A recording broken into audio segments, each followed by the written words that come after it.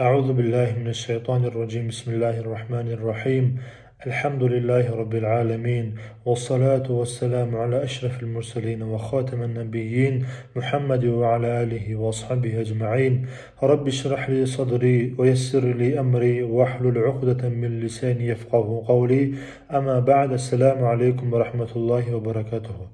Hali şu yangi yılda baytıp, Novi God'da baytağan günü hakkından eskirmege söylemen. Anas ashabadan aytılıp gele radıyallahu anhu. Peygamberimiz sallallahu aleyhi ve sellem Madinaga gelgen zamanna Madinana ahlüsünü iki bayram bolgan yılda özler ötkeregen. Peygamberimiz sallallahu aleyhi ve sellem bula soragan, bu ne güllerdir? Or aytkan, bu bizim cahilliyet zamandan belli oynayan bayram gülleri bizde aytkan. O zamanla Peygamberimiz sallallahu aleyhi ve sellem aytkan, Allahu Teala sizge şu bayramlarınızı alıştırdı ve olanın yerine iki yaxşı sili bayram verdi sizge. Birisi Kurban bayram, biri de Oraza bayramda baytkan Resulullah sallallahu aleyhi ve sellem.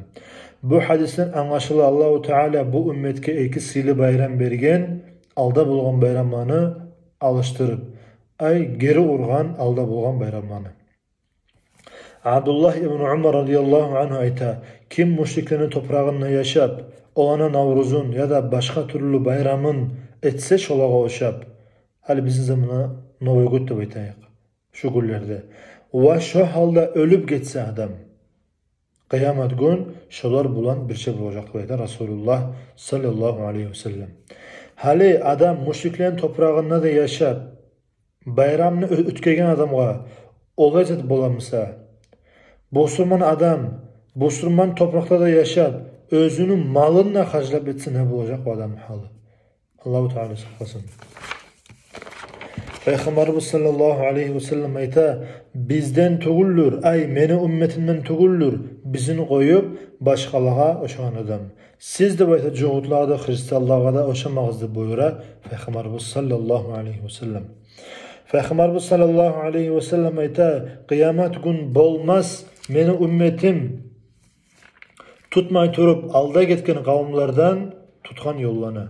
Karış karışka, zira', o zaman ashabı aytkan, ya Resulallah, sen Perslenin de, Romanın da aytam sana aytkan, Peygamberimiz sallallahu aleyhi ve sellem aytkan, insanlardan dağa kimne aytayımna, şu oradan gayrıda aytkan.